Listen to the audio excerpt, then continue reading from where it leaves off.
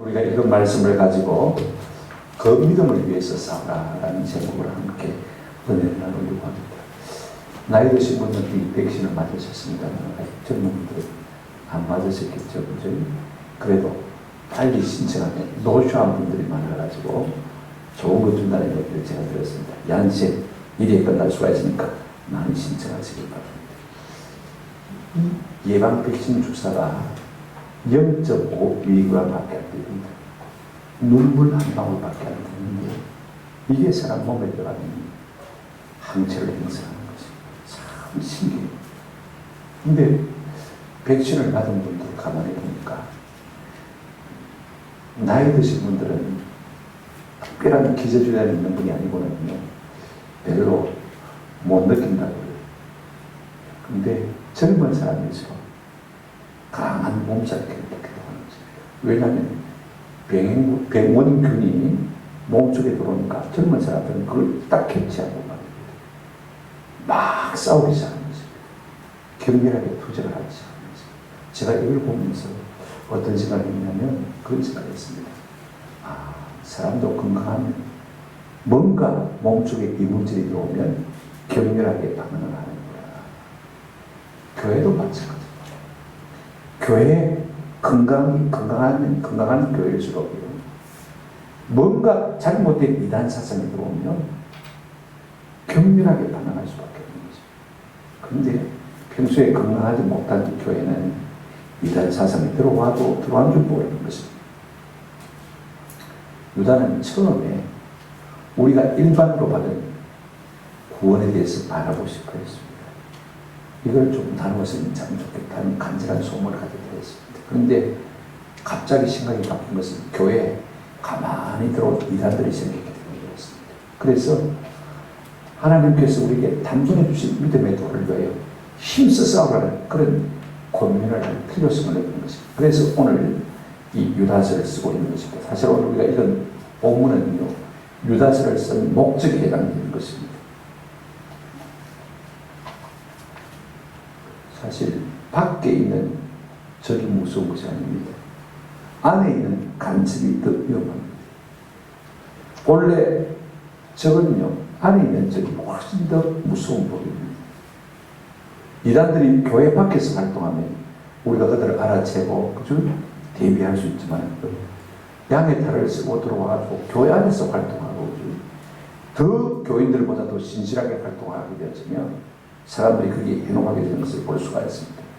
여간 껴있지 않은 경우는 우리가 이들을 잘 분별할 수가 없습니다. 그래서 오늘 유다는 우리에게 이렇게 권면합니다. 우리가 단번에 주신 믿음의 도를 잘 지킬 뿐 아니라 이것을 힘써 싸워 지켜내야 된다. 이렇게 부탁하고 있습니다. 그래서 우리가 일반으로 얻은 구원이 무엇인지 그 다음에 우리가 힘써 싸워야 할 단번에 우리에게 주신 믿음이 어떤 것인지 교회 안에 가만히 들어온 사람들은 도대체 어떤 사람들인지 우리에게 차례로 말해주고 있는 것을 볼 수가 있습니다. 하나씩 우리가 좀 구체적으로 생각하면서 내려받았으면 좋겠습니다. 첫 번째로 우리가 생각할 것은 일반으로 우리가 얻은 구원이 무엇인지라고 생각해 보십시오. 3절 한번 보실까요? 사랑하는 자들아 우리가 일반으로 받은 구원에 관하여 내가 너희에게 편지하려는 생각이 가득한 차에 있습니다. 여러분 구원받은 사람은요 내 받은 구원을 감정하고 싶은 충동이 항상 있습니다. 내가 받은 은혜를 나누고 싶은 마음이 거듭난 성도에게는 항상 있습니다. 도대체 나 같은 사람을 하나님이 어떻게 사랑하셔서 은혜 주셔서 예수를 믿어 구원받게 되었나 이 사실을 생각하면 자다가도 깨어서 하나님을 찬양하고 싶은 마음이 듭니다. 아닙니까? 간절했다라는 말은요 마음에 뜨거워졌다는 것입니다. 마음에 열심을 끊는다는 것입니다. 마음이 갑자기 분노해졌다는 것입니다. 구원의 은혜가 너무 감사하니까 이걸 좀 전하고 싶은 마음이 그 마음속에 불같이 일어났다 그 말씀이었습니다. 그래서 무엇을 말하려고 했냐면요 일반으로 받은 구원에 대해서 말하려고 하는 것을 볼 수가 있습니다. 여러분 일반으로 받은 구원 뭘 말하는 것입니까? 예수 믿으면 누구든지 얻는 구원 그죠? 이 구원을 말하려고 하는 것을 볼 수가 있습니다. 사실 우리가 받은 구원은요 남녀노소 그죠? 빈부귀천 동서고문 하느라고 누구든지 예수 믿는 사람은 차별 없이 값없이 받은 구원입니다. 로마서 3장 22절에 보니까 이런 말씀이 있습니다. 곧 예수 그리스도를 믿음으로 말미암아 모든 믿는 자에게 미치는 하나님의 은희, 하나님의 구원이니 차별이 없느니라. 하나님 우리에게 주는 구원은 차별이 없는 구원입니다. 얼마나 감사한지 몰라요. 내가 잘났다고 구원받는 것도 아니고 내가 못났다고 해서 구원받지 못하는 것도 아니고 그러니 차별이 없는 구원. 그런가 하면 로마서 3장 24절에 보시면 그리스도 예수 안에 있는 속량으로 말미암아 하나님의 은혜로 값없이 어렵다 하심을 얻은 자 되었다. 구원받은 자 되었다. 무엇으로요? 은혜로. 어떻게요? 값없이. 오늘 우리가 받은 거를 돈 주고 사라고 한다면 얼마나 주고 살 수 있겠습니까? 얼마나 돈이 있어야 우리가 살 수 있겠습니까? 그런데 값없이. 값없이. 시험 쳐서 합격하면 구원을 주겠다라고 말하면요. 아마 우리 가운데 대부분의 사람들은 시험에는 자신이 없으니까 지뢰 꼴에 대해서 도래할 사람을 참 많을 것입니다. 그러니 여러분은 얼마나 감사합니까? 값없이 공짜로. 여러분 성경은 구원의 책입니다. 하나님이 사람을 자기 형상과 모양으로 창조하셨습니다. 그런데 이 사람이 말입니다. 사단 마귀의 게임을 받아서 죄를 지음으로 말미암아 타락하고 말았습니다. 실망했습니다. 에덴 동산에서 쫓겨났습니다. 사망의 권세가 그들을 지배하기 시작했습니다. 하나님의 마음이 애가 탑니다. 당신의 행상과 모양대로 지음을 받은 인간이 말입니다. 하나님을 거스르고 대적해서 죄 가운데 빠져서 죄로 말미암아 하나님의 진노와 심판 가운데 갈 수밖에 없는 인생이 되고 말았으니 내가 지은 인생인데 얼마나 불쌍합니까? 한번 생각해 보십시오. 그때부터 하나님의 고민이 시작되었습니다. 내가 어떻게 하면 저들을 구원할 수 있을까? 어떻게 하면 죄에서 저를 건져낼 수 있을까? 이것이 하나님의 고민이었습니다. 그래서 성경 전체에 하나님의 고민, 우리를 향한 하나님의 사랑이 흘러가는 것을 볼 수가 있습니다. 결국 하나님은 어떻게 우리를 구원하시려고 작정하셨습니까? 당신의 하나밖에 없는 아들 예수 그리스도를 우리를 위해서 대속제물로 내어주셔서 우리의 죄를 대속하게 하심으로 말미암아 우리를 죄에서 구원해 주시기로 작정한 것입니다.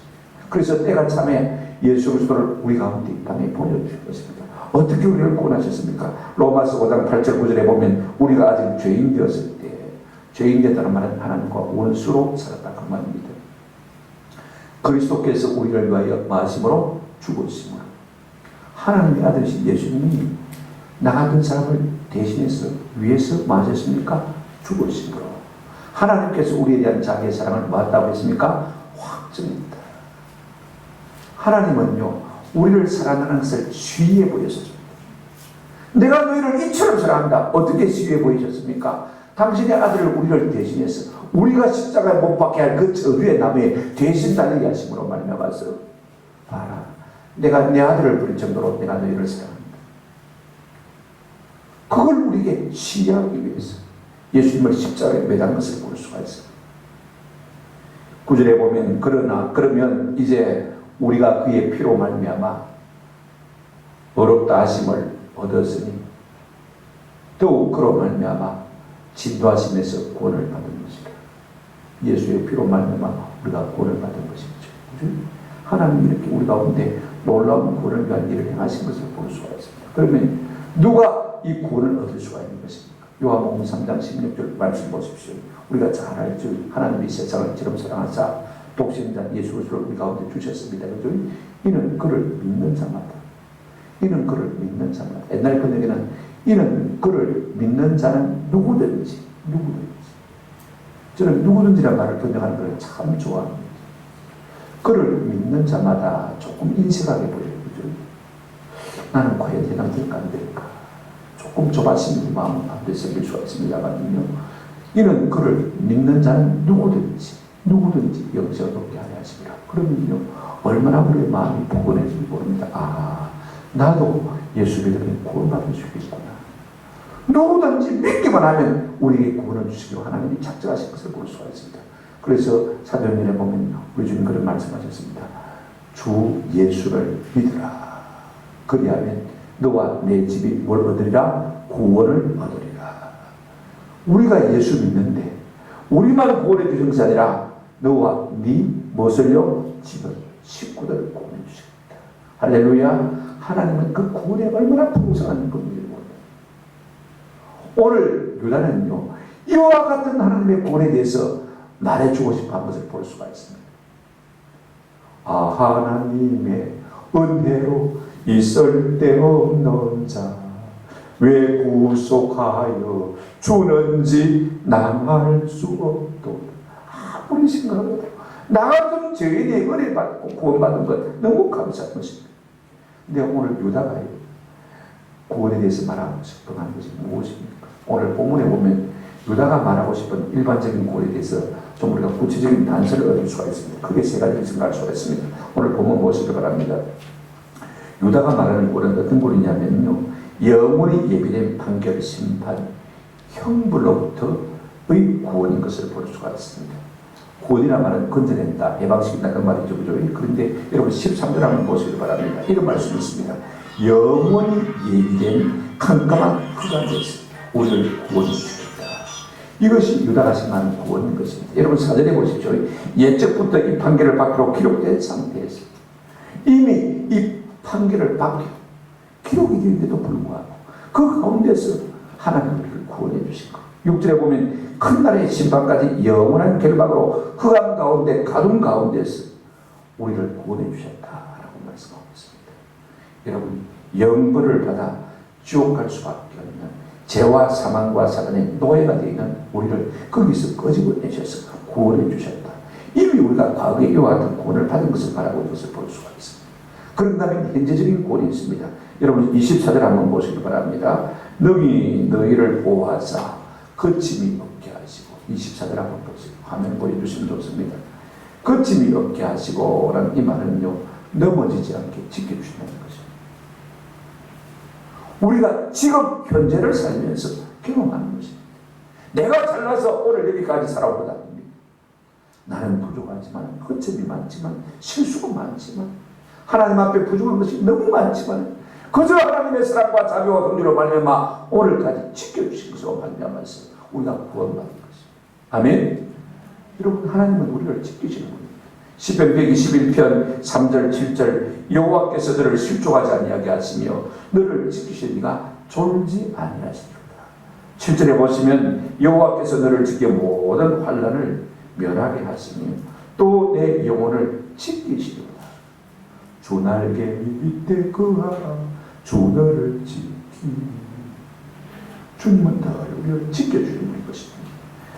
데살로니가후서 3장 3절에 주는 미쁘사 너희를 굳건하게 하시고, 한번 따라합시다. 악한 자에게서 지키시리로다. 지키시리로다. 여러분 세상에요 악한 자가 얼마나 많은지 눈뜨고도 고백하는 세상 아닙니까? 이 험한 세상 우리가 살아가면서 이만큼 살아온 것도 우리 하나님께서 악한 자들에게서 우리를 지키시는 이 구원을 우리 가운데 베풀어 주셨기 때문에 오늘 우리가 여기까지 온 줄로 믿습니다. 이 같은 구원을 우리가 얻은 자가 바로 우리인 것입니다. 그런가 하면요, 세 번째 여러분 24절 하반절 보시기 바랍니다. 지키실 뿐 아니라 너희로 그의 영광 앞에 흠이 없이 기쁨으로 서게 하시리라, 이렇게 말하고 있는 것을 볼 수가 있습니다. 미래적인 구원을 말하고 있습니다. 우리가 주님 앞에 설 때 흠이 없이 기쁨으로 서게 해주실 분이 누굽니까? 하나님이시고 그분이 우리를 이렇게 구원하실 것이다 라고 말씀하고 있습니다. 내 힘만으로는 우리가 어떻게 하나님 앞에 서겠습니까? 세상 사람들처럼 바위가 날가리라 새가 날가리라 언덕가 날가리라 도망가고 숨을 수밖에 없는 우리들입니다마는, 그러나 마지막 심판 때 우리 하나님께서 우리의 영과 혼을 온전하게 보호하셔서 하나님 앞에 부끄러움 없이 설 수 있도록, 기쁨으로 설 수 있도록 우리를 지켜주시겠다, 우리를 구원해 주겠다, 이렇게 약속하고 있는 것을 볼 수가 있습니다.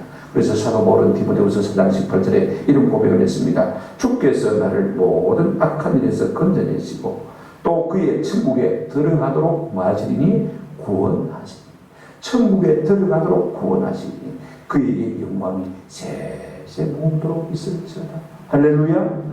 우리가 이 같은 구원을 지금 앞으로 받게 되질 것입니다.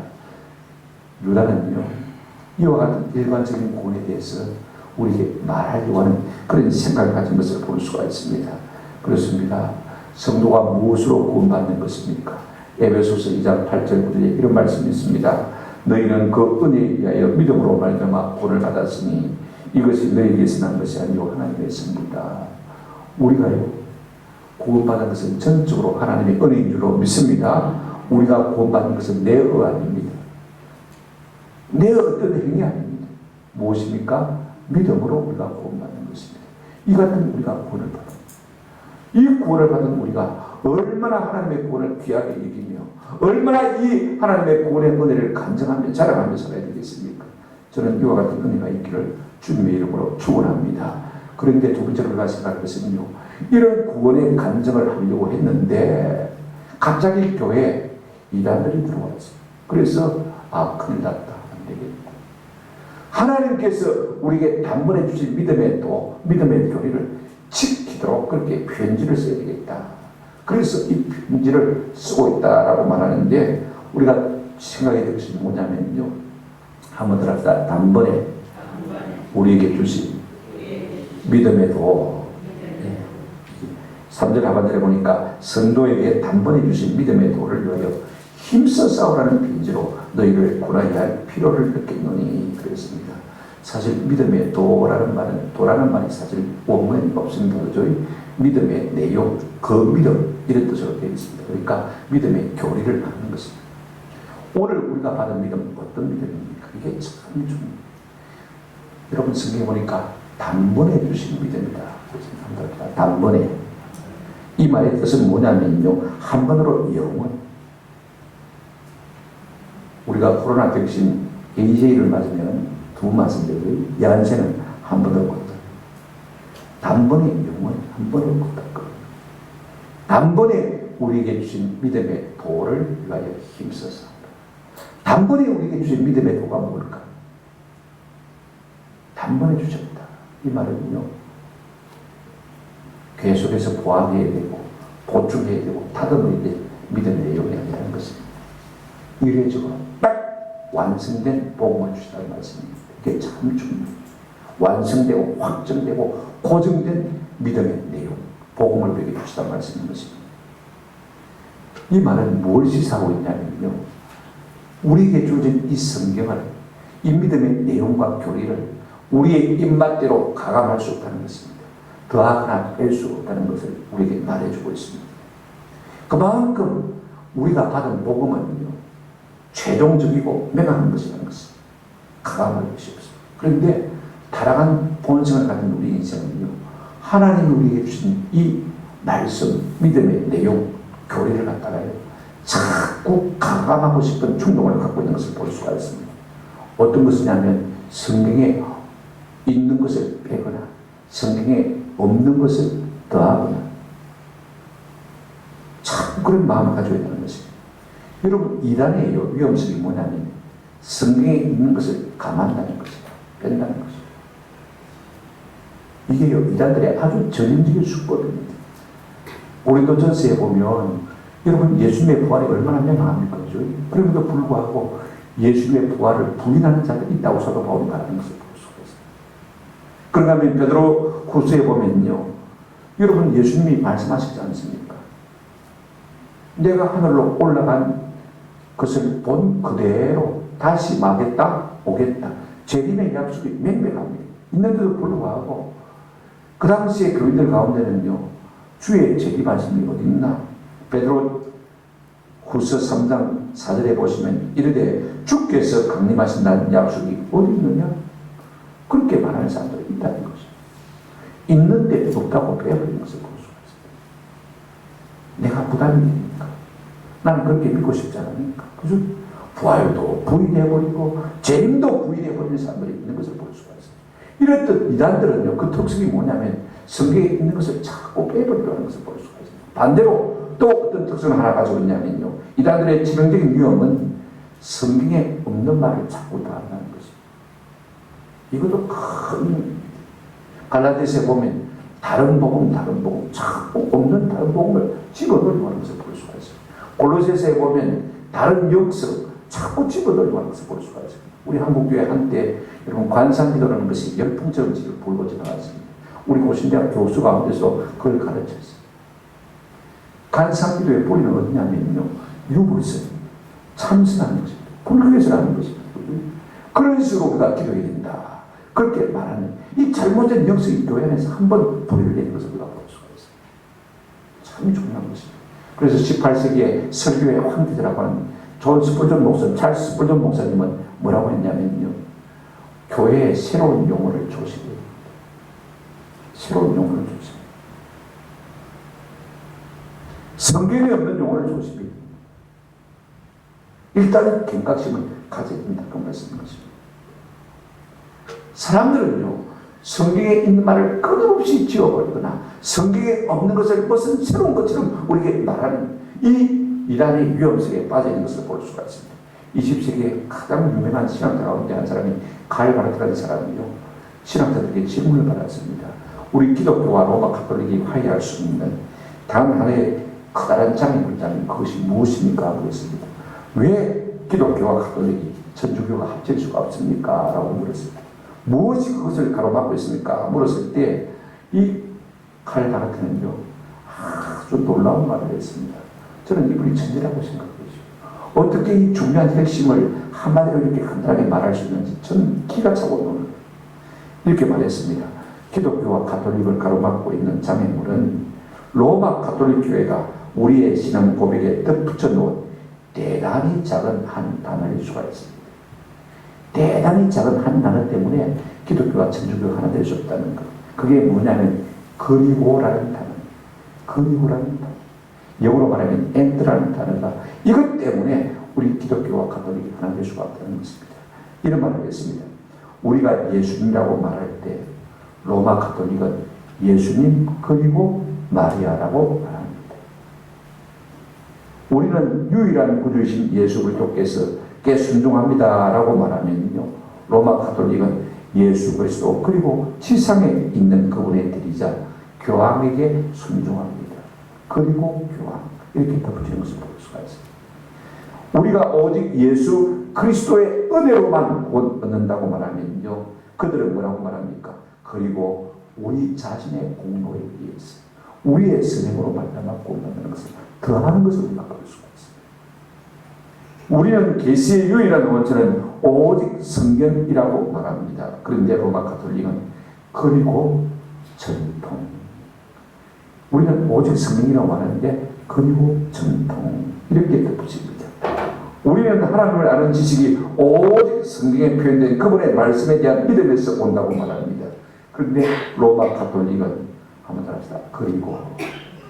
그리고 이성에서 옵니다. 우리의 사유를 통해서 온다는 것입니다. 우리는 성경을 사유하고 말하면 하나님을 알았는데 그들은 성경 빼놓고 깊은 생각과 통찰을 통해서 하나님을 알 수 있다고 생각합니다.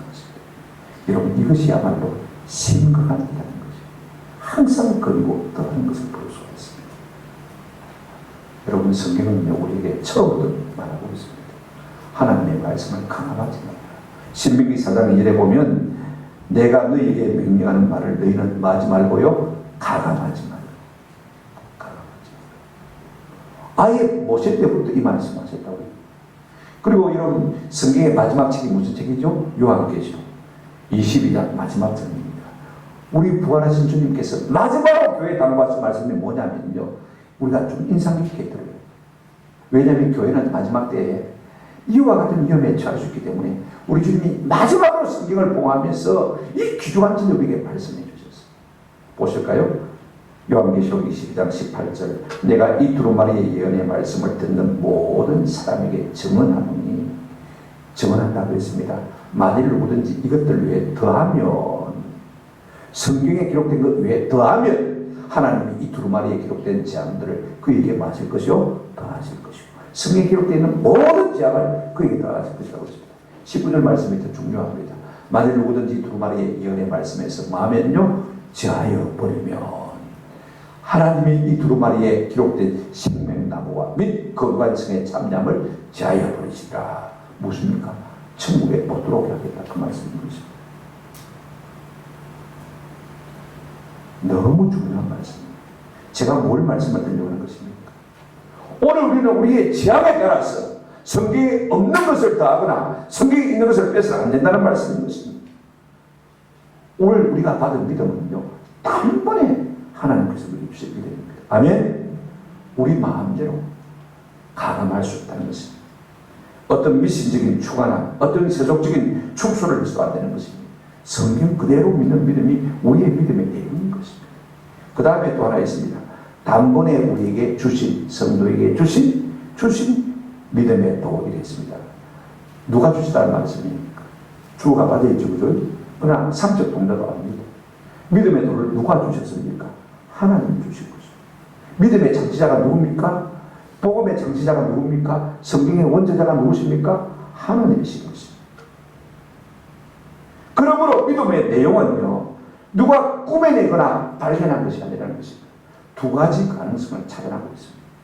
첫째는 복음의 내용은 사람 누가 꾸며낸 이야기가 아니라는 것입니다. 이걸 우리가 알습니다. 어떤 종교적인 천재가 꾸며낸 이야기가 아니라는 것입니다. 여러분 소설 가운데 또 혹은 픽션, 넌픽션이라 할지라도 말입니다. 자기 기억들을 가지고 아주 교묘하게 정말 실화처럼 싱싱하게 글을 잘 쓰는 사람들 참 많습니다. 우리가 그걸 읽으면 진짜처럼 착각하고 있습니다. 감동을 받기도 하고 눈물을 흘리기도 하고 나도 그렇게 살아봤으면 좋겠다 생각하지만 그건 사람이 다 뭐한 것입니까? 지어낸 이야기입니다. 베드로후서 1장 16절에 우리 주 예수 그리스도의 능력과 강림하심을 너희에게 알게 하는 것이 교모히 만든 이야기를 따른 것이에요. 베드로는요, 이 서신서를 쓰면서 뭐라고 말했습니까? 교묘히 만든 이야기가 아니라고 했습니다. 하나님이 주신 것이라고 말하고 있는 것을 볼 수가 있습니다. 또 하나 복음의 내용은요, 사람 누가 발견한 것이 아닙니다. 어떤 과학자가, 어떤 철학자가 생각해낸 것이 깨달은 것이 아니라는 것입니다. 이는 하나님이 주신 것이라는 것입니다. 여러분 베드로후서 1장 21절에 이렇게 말하고 있습니다. 예언은 언제든지 사람의 뜻으로 낸 것이 아닙니다. 사람의 생각으로 말미암아 사유로 말미암아 철학으로 말미암아 낸 것이 아니고 오직 성령의 감동하심을 받는 사람들이 누구에게? 하나님께 받아 말하는 것입니다. 우리가 믿음의 내용, 성경의 복음의 모든 내용은요, 사람 누가 만들어낸 것이 아니라 누가요? 하나님이 우리에게 주신 말씀을 사도들이 받아서 우리에게 뭐한 것이라고요? 전해준 것이라는 말씀인 것입니다. 시편에도 그 말씀이 있습니다. 그러므로 하나님이 우리에게 복음을 주셨고 다른 복음이 없다면요, 우리가 받은 이 복음, 하나님이 우리에게 성도에게 단번에 주신 이 믿음의 도를 위하여서 힘써 싸워 지키는 은혜가 있기를 주님의 이름으로 축원합니다. 이걸 자꾸 변경하려고 하면 안 돼요. 신신학자들은 성경이 편집된 것이라고 합니다. 창조설화 가운데서 여기 조금 저기 조금, 민간설화 가운데서 여기 조금 저기 조금, 그래서 짜집게 편집합니다. 사람들이 그렇게 글을 쓰자는 거죠. 하나님도 그렇게 쓰시면 좀 착각하고 있는 것을 볼 수가 있습니다. 아닙니다. 사람 누가 만들어낸 것이 아닙니다. 꾸며낸 이야기가 아닙니다. 우리의 믿음의 내용은요, 믿음의 원래 주인공 되신 누가요? 하나님이 우리에게 주신 것이다. 그런데 이 믿음을 누구에게 주신 것이냐? 한번 합시다. 성도에게. 성도란 말하는 구약에 많이 안 나옵니다. 10편에 좀 나오고 다니엘서에 5번 나오고 그 다음에 서신서에 딱 들어가면 그냥 막 본물로 써놓습니다. 처음에는 사도행전에 제자들이라고 그랬다가 그 다음에 로마서에 딱 넘어가고 갑자기 성도가 말이거든요. 로마서 1장 7절 보실까요? 서신서에서 제일 먼저 나오는 성도란 말입니다. 로마서 1장 7절 로마에서 하나님의 사랑하심을 받고 성도로 부르심을 받은 모든 자에게 하나님 우리 아버지와 주 예수 그리스도로부터 은혜와 평강이 있기를 원하노라. 여러분 성도가 어떤 사람이냐면요, 한번 더 합시다. 하나님의 사랑받은 사람, 그 다음에 하나님 앞에 많은 사람 부르심을 받은 사람이 성도입니다. 하나님이 사랑하시고 하나님이 부르신 사람은요, 하나님이 주시는 믿음이 그 속에 뭡니까? 있습니다. 이걸 우리가 아십니다. 왜냐하면요, 하나님이 사랑하시고 하나님이 불러주셨으니까 그런 사람에게는 하나님이 자꾸 말씀을 주십니다. 요한복음 8장 37절에 하나님께 속한 자는 하나님의 말씀을 많이 듣나니 그랬습니다. 하나님께 속한 자는요, 하나님을 불러내시고 하나님 사랑하는 자는 하나님의 음성을 들립니다. 세상 사람들은 뉴스밖에 안 들리지만은요, 우리는 하나님의 음성을 들리는 것입니다. 이 말씀을 들으면 어떻게 놀라운 변화가 일어나는데 어떤 변화가 일어납니까? 로마서 10장 17절 보세요. 그러므로 믿음은 어디서 나며 들으면서 납니다. 세상 뉴스를 들으면서 나는 것이 아닙니다. 들음은 그리스도의 말씀으로 말합니다. 저는 우리 한국의 뉴스가 얼마나 거짓말인지 철저하게 내주고 있습니다. 근데 그걸 또 철저하게 믿는 사람이 있어요. 믿는 자유입니다. 말한 거죠. 그러나 중요한 것은요, 하나님께서 관하는 하나님의 말씀을 하나님의 말씀을 듣는 자는 들음으로 말미암아 뭐가 생겨납니까? 믿음이 생겨나는 것입니다. 성도에게는 이 믿음이 열려 있습니다. 아멘. 우리에게 이 믿음을 주셔서 우리가 이 믿음으로 세상을 이기는 것입니다. 요한 1서 5장 4절에 무릇 하나님께로부터 난 자마다 세상을 이기느니라. 세상을 이기는 승리는 이것이니 한번 따라합시다. 우리의 믿음이니라. 세상을 이기는 이름은 이것이 곧 우리의 믿음이다. 성경이 그렇게 말하고 있습니다. 험한 세상 우리가 무엇으로 이기며 살 수 있겠습니까? 오늘 단번에 하나님이 우리에게 주신 이 믿음의 도를 통해서 세상을 이기시는 저와 여러분 되시기를 주의 이름으로 축원합니다. 그런데 무엇이 문제냐? 여러분 사절에 보시면요, 이런 말씀이 있습니다. 이는 가만히 들어온 사람 몇이 있습니다. 그렇습니다. 가만히 들어온 사람은 도대체 누구를 말합니다. 왜 바로 안 들어오고 몰래 설거머니 들어오는 것입니까? 뭔가 의심스러운, 뭔가 요상한, 뭔가 수상쩍은 사람들이 바로 가만히 몰래 들어온 사람입니다. 우리 예수님 요한복음 10장 1절에 이런 말씀하셨습니다.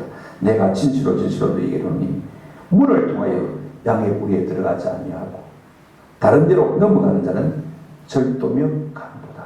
그랬습니다. 교회 들어오면 바로 들어오지 왜 모르게 살짝 들어와요? 그죠? 이런 사람들은요, 영적 절도요, 영적 강도라고 말씀하고 있면서 볼 수가 있습니다. 그런데 이 사람들은 어떤 사람들이냐?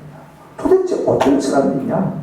물론 성경에 보면, 종합에서 보면 이 가만히 들어온 사람들은 이단들이고 거짓 교사고 그죠? 거짓 선지자고 그 다음에 적그리스도라 다 이렇게 말하고 있는 것을 볼 수가 있어요. 일일이 성경을 찾지를 못합니다만은요.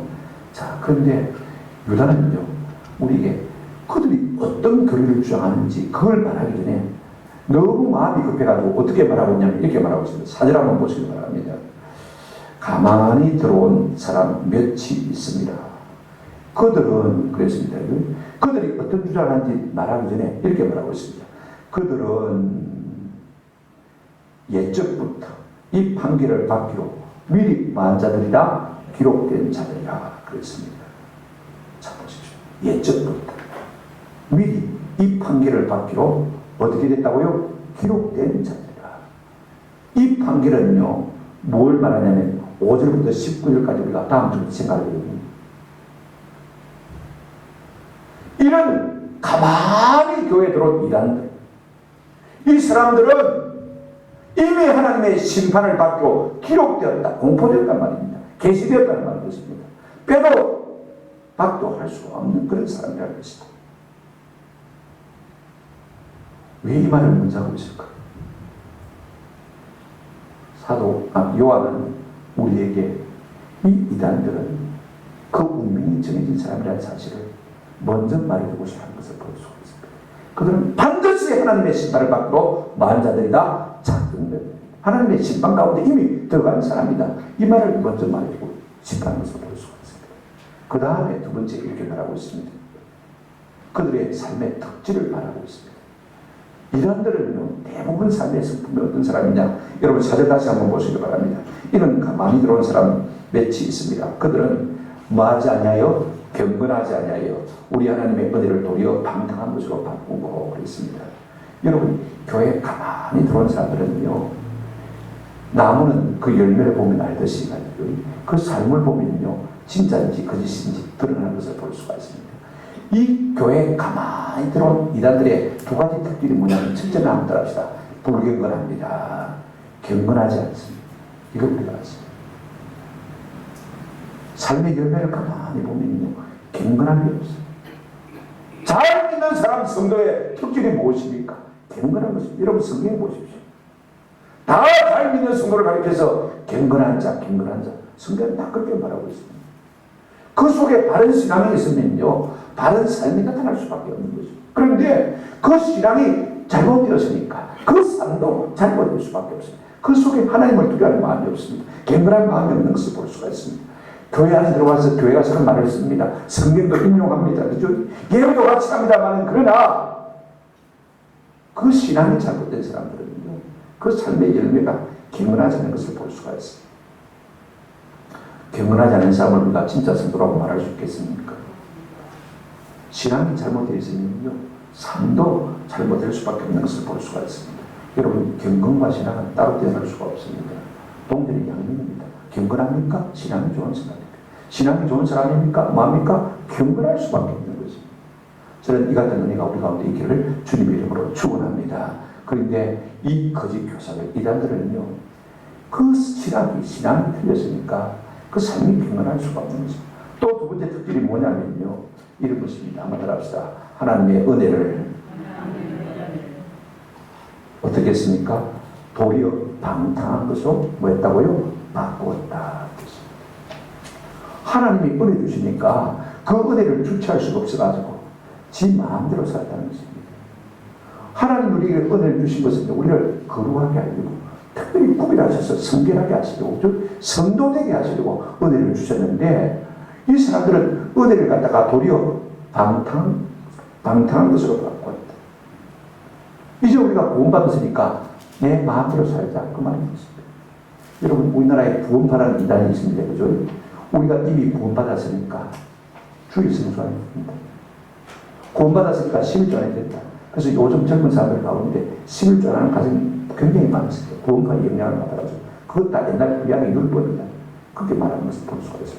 이미 우리가 구원받았는데 뭘 그걸 지키냐, 그렇게 말하는 것입니다. 뭐만 죄될 수밖에 없다. 그러니 뭐 방탕해도 괜찮다.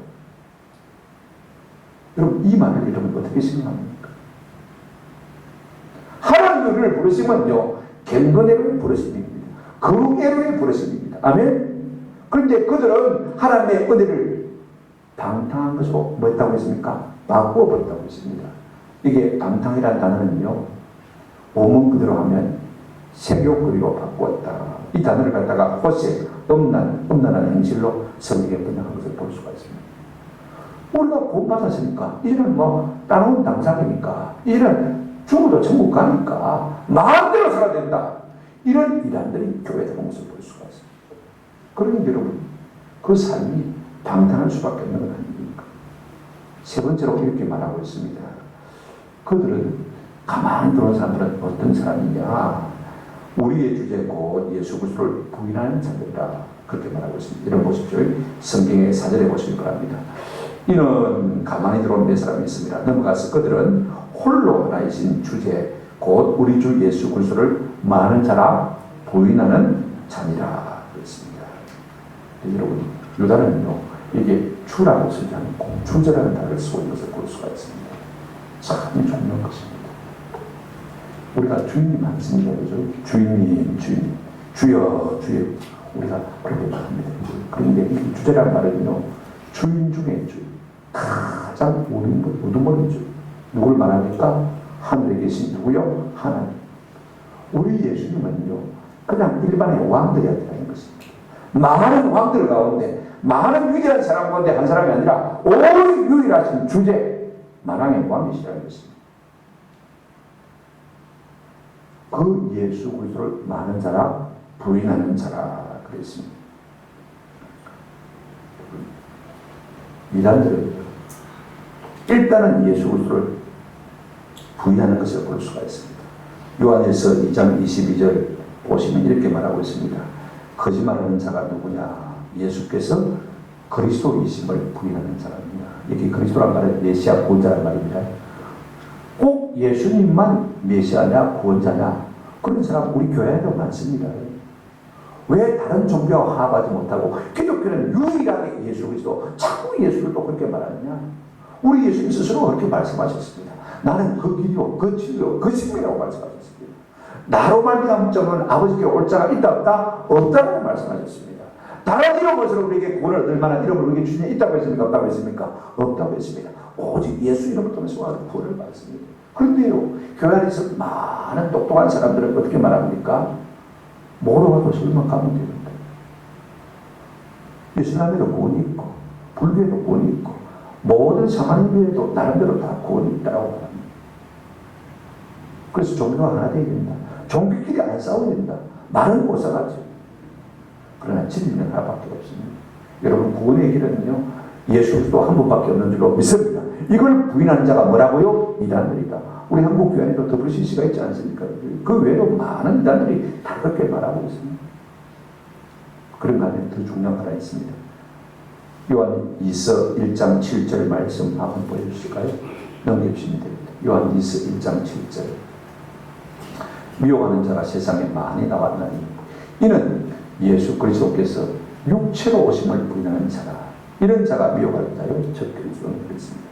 예수를 무조건 부인하는 자도 저 그리스도지만 이단들이지만 예수님이 오긴 왔는데 육체로 온 게 아니다 그랬습니다. 육체로 온 게 아니면 뭐로 왔느냐? 도깨비로 왔다는 것입니다. 흑개비로 왔다는 것입니다.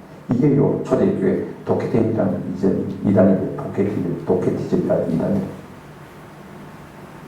여러분 이거 큰 이단입니다. 왜냐하면요 예수님이 육체로 와야 우리를 위해서 대신 십자가에 달리시고 살찌고 피 흘려 죽으심으로 말미암아 우리의 죄를 대속할 수가 있습니다. 도깨비로 왔다면 흑개비로 왔다면요 우리가 그냥 그렇게 느꼈다면 실제로 예수님이 오신 게 아니라면 우리의 죄상이 있습니까? 없습니까? 없습니다. 이런 헛다른 이야기를 만들어낸 사람이 뭐라고요? 이단들이다. 그렇게 말하고 있는 것을 볼 수가 있습니다. 그러므로 우리는 이단에 대해서요 단호한 태도를 지금 그래야 우리가 그들과 싸워 이길 수가 있는 것입니다. 사도 요한은 요한 2서 1장 10절에 이렇게 말하고 있습니다. 누구든지 이 교훈을 가지지 아니하고 단번에 주신 믿음의 도를 가지지 아니하고 너희에게 나아가거든 우리에게 오거든 그 말이죠. 그죠? 그를 집에 들이지도 말고 뭐 하지도 말아라. 인생을 하지 마라. 집에 오시오.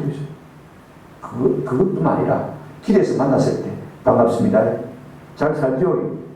이단들을 보면요 말도 섞지 말라는 것입니다. 인사도 하지 말라 그 말인 것입니다. 왜 이렇게 단호하게 우리에게 이렇게 말해주고 있느냐? 그들은 우리의 영혼을 사랑하는 사람이라는 것입니다. 잘못된 이단 사설들이 우리 가운데 들어오게 되지만 우리의 영혼이 병들고 우리의 영혼이 죽고 우리의 영혼만 죽을 뿐 아니라 하나님 앞에서 영원히 심판받는 그와 같은 불쌍한 사람이 될 수밖에 없게 그렇습니다. 존 스펄즈 목사님 이런 이야기가 있습니다. 나는 거짓 교회를 눈앞에 두고 볼 수가 없습니다. 아무리 그것이 내 앞에 비록 잘 차려진 음식과 같은 것이라도 아무리 그것이 검정치에 담긴 음식이라 할지라도 그 음식에 독이 들었으면 당신이 그 음식을 먹겠습니까? 그렇습니다. 이단들이 아무리 고상하게 보이고 좀 아무리 사회적인 영향력이 있어 보여도 그 속에 독이 있는 사람이라면 우리가 가까이 하면 안 되는 것이죠.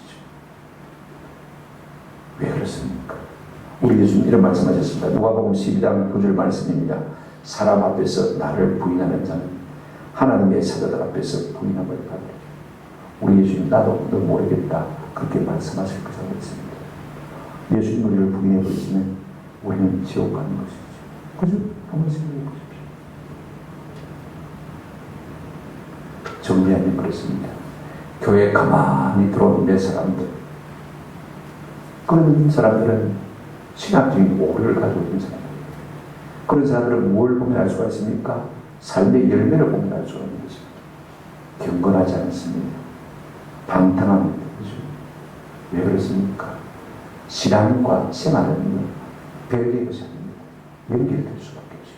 바른 신앙이니까 바른 생활을 할 수밖에 없는 것입니다. 신학적으로 오류가 있으면요 반드시 삶에 문제가 생길 수밖에 없는 것입니다. 성도가 경건하지 않다면요 그 사람은 신앙적으로 문제가 있기 때문에 그런 것입니다. 우리가 바른 신앙을 가지고 있다면 바른 믿음의 도를 가지고 있다면요 우리는 잘못된 삶을 살 수가 없는 것입니다. 종교가 루트가 이런 말을 했습니다.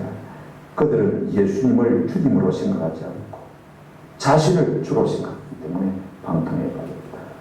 하나님을 섬기는 것 같지만 하나님을 섬기는 사람들이 아니고 자기를 섬기는 사람들이 된 것입니다. 말씀을 맺습니다. 왜 유다는 이 편지를 쓰고 있습니까? 3절 다시 한번 보시기 바랍니다. 사랑하는 자들아, 우리가 일반으로 받은 구원에 관하여 내가 너에게 편지했던 생각이 뭐였다고 했습니까? 간절하던 자. 여러분, 우리는 받은 은혜의 구원, 이 구원의 관계를 나누고 싶은 본능이 항상 있습니다. 그죠? 이렇게 이걸 나누려고 했는데 갑자기 상황이 달라졌다는 것입니다. 그래서 어떻게 말하고 있습니까? 다 성도에게 단번에 주신 믿음의 도를 위하여 힘써 싸우라는 편지로 너희를 권해야 할 필요를 뭐 했다고 했습니까? 넘겼다.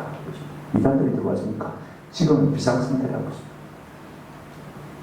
그래서 우리에게 단번에 주신 믿음의 도를 위하여 말아 힘써 싸우라. 믿음 안에 거하리. 이 정도 약한 말이 아닙니다. 우리에게 단번에 주신 믿음의 도를 위하여 말아 힘써 싸우라. 힘써 싸우라는 단어는 신약 성경에 여기만 나오는 단어입니다. 아주 강한 단어죠. 악정고통한다는 말입니다. 힘써 싸우려면요, 희생과 용기와 고통이 따를 수밖에 없는 것입니다. 때로는 자기 부인이 필요하고 순교까지도 받아들여야 되는 것입니다. 복음의 진리가 훼손되지 않도록 힘써 싸우라. 힘쓰라는 말은 부사죠. 그죠? 부사. 저는 부사가 있는 사람을 참 좋아합니다. 오늘 우리의 신앙생활로 부사가 있는 신앙생활이 되시기를 주 이름으로 축원합니다. 사가 부사 말고 어느 부사. 싸울 때 그냥 싸우는 것이 아닙니다. 대충 싸우는 것이 아닙니다. 항상 힘써 코피가 터질 때까지. 사랑할 때 그냥 사랑하는 것이 아닙니다. 대충 사랑하는 것이 아닙니다. 뜨겁게 사랑하는 것입니다. 기도할 때 그냥 대충 기도하는 것이 아닙니다. 간절히. 이게 부사가 있는 상황입니까? 유한 믿을 바에 그죠? 대충 믿는 것이 아닙니다. 열심히 믿는 것. 그래야 내 자신을 지킬 수 있고, 그래야 우리 영혼이 보존받을 수 있는 것입니다. 사람들은요, 대충 믿으라고 말하고 있습니다. 뭘 교회다가 이렇게 목을 내냐? 아닙니다. 다 사단의 소리. 사람들이 대부분요, 자기 기준을 딱 정해놓고 거기서 한 걸음도 옮기려고 하지 않습니다. 그런 교회가 어떤 교회냐? 라오디게아 교회입니다. 오늘 새벽에 우리가 묵상했습니다. 우리 주님은 이런 사람들을 역겨워하십니다. 내 입에서 토하여 내치라고 말씀하십니다. 뭐 때문에요? 너무 미지근하다는 것입니다. 오늘 한국교회가, 한국 성도가 다 그런 겁니다. 믿는 것도 아니고 안 믿는 것도 아니고 너무 미지근해요. 하나님이 아무리 성령으로 말씀하시고 감동하셔도요, 내 기준에서 조금 더 벗어나려고 하지 않습니다. 조금 힘들면 안 하려고 그럽니다. 조금 손해보면 안 합니다. 힘써 싸우라고 했는데 조금의 수고를 감당하지 않으려고 하는 것을 볼 수가 있습니다. 요한계시록 3장 15절에 내가 네 행위를 하노니 네가 차지도 아니하고 뜨겁지도 아니하도다. 내가 차든지 뜨겁든지 하기를 원하노라. 16절 내가 이같이 미련하여 뜨겁지도 아니하고 차지도 아니하니 내 입에서 너를 토하여 버리리라. 우리 주님은 미지근한 신앙을 좋아하지 않는 것을 볼 수가 있습니다. 부사가 있는 뜨거운 그저 간절한 열심히 있는 신앙을 좋아하는 것을 볼 수가 있습니다. 예나 지금이나 항상 이단은 있을 것입니다. 가만히 들어온 이단들은 항상 있을 것입니다. 우리가 이럴 때 어떻게 되냐?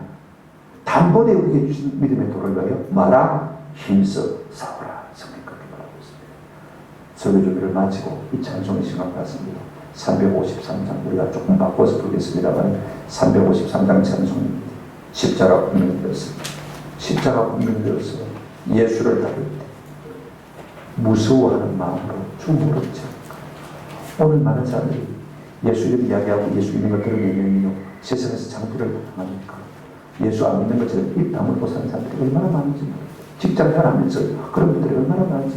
우리 검정경찰서 직원이 700명입니다. 말이요. 700명 가운데서 예수 믿는 사람 5명 정도 드러내고 예수 믿습니다. 찾아보니까요, 200~300명은 안 드러냅니다. 당신이 장로였어. 장로인데도 불구하고 안 드러내나. 주 모르지 않을까. 행여나 우리가 이런 사람 되지 않기를 주의 이름으로 축원합니다.